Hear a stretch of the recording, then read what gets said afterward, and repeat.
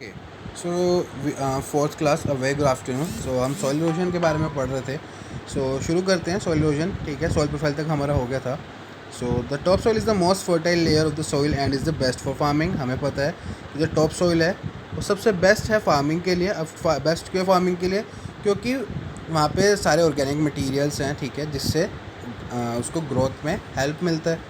ठीक है, ये हमें पता है, हम पढ़ चुके हैं पहले। Many time strong winds and running water carry away this top soil. तो होता क्या है, कई बारी तेज़ हवाएं या फिर बहता हुआ पानी इस जो टॉप सॉइल है, सबसे फर्टाइल सॉइल है, उसको बहा के ले जाता है। तो जब ये बहा के ले जाता है, ये जो प्रोसेस है कि जिससे टॉप सॉइल बहा के चला जाता है, इसको कहते हैं soil erosion. The loss of top soils make the land unfit for farming. और अगर ऊपर का टॉप सॉइल चला जाता है ना गाइस, तो वो अनफिट हो जाता है, उसको कोई फ़ायदा नहीं। जैसे फोटो में देखो, सारा ऊपर वाला जो फर्टाइल मिट्टी था हट गया और नीचे जो रॉक वाला हिस्से थे वो ही रह गए। तो इसका बहुत नुकसान होता है। ठीक है, आपको अगर सर ये होता क्यों है, पढ़ते हैं।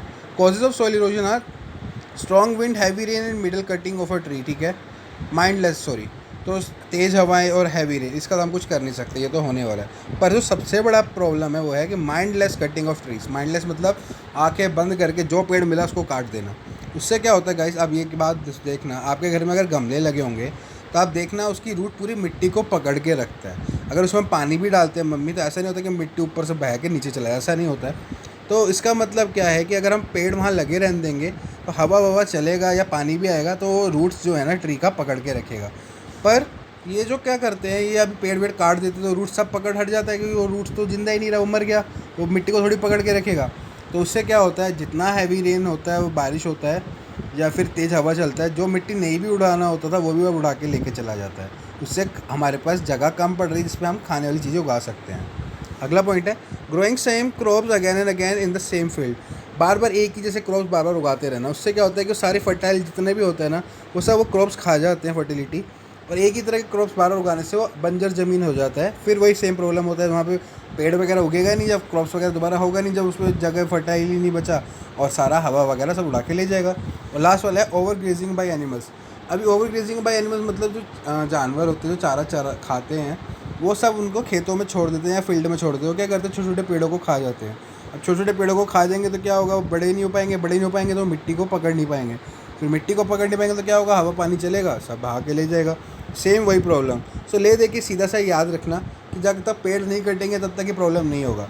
तो ले दे के हमें पेड़ों को बचाना है और पेड़ और लगाने हैं ताकि ऐसा ना हो। Protection of soil from erosion is called conservation of soil. ठीक है, मिट्टी को बचाना इरोजन से या फिर ये जो हवा और पानी से जो मिट्टी बह के चला जाता है उसको बचाने को हम कहते हैं कंजर्वेशन ऑफ सॉइल, ऐसे से बचाना।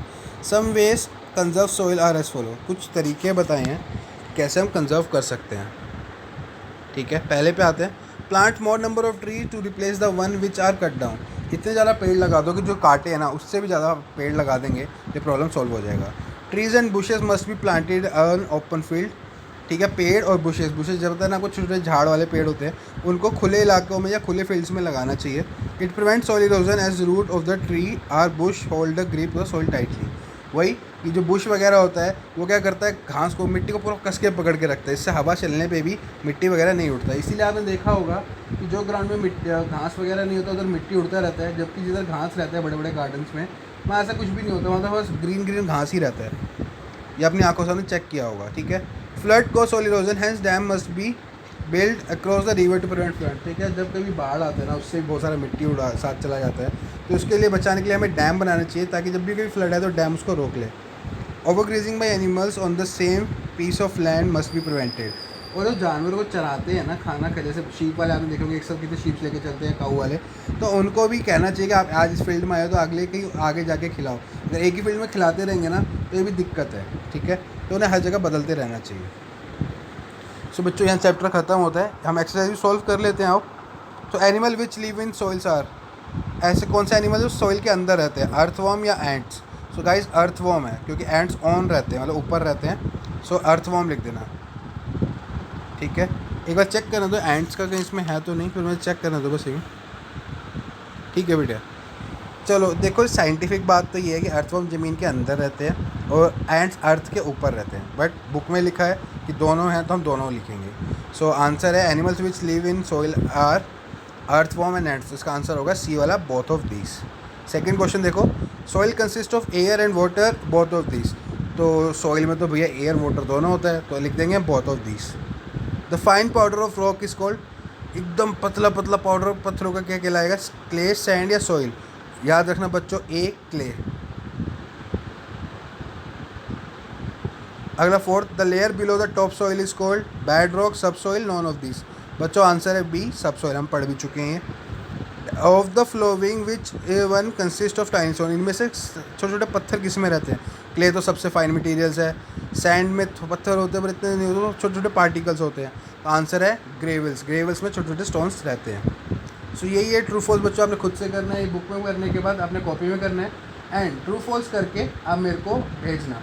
मैं भी देखो आपने कैसे करा ही नहीं कर पाए। तो ट्रू फॉल्स आपने कॉपी में लिखनी है और टिक द करेक्ट आंसर्स भी कॉपी में लिखने हैं, कि इससे आपका रिवीजन भी हो जाएगा। और अब करना क्या है, साथ साथ याद करते चलना। पहले क्वेश्चन सारे लिख लेना, टिक वर्क मत करना, याद करना और फिर टिक करना। ट्रू फॉल्स तो आपको खुद से करने हैं, नहीं आएंगे तो मैं हेल्प कर दूंगा, उस जगह छोड़ देना, मैं बता दूंगा। So that's it for today guys, have a good day, bye bye.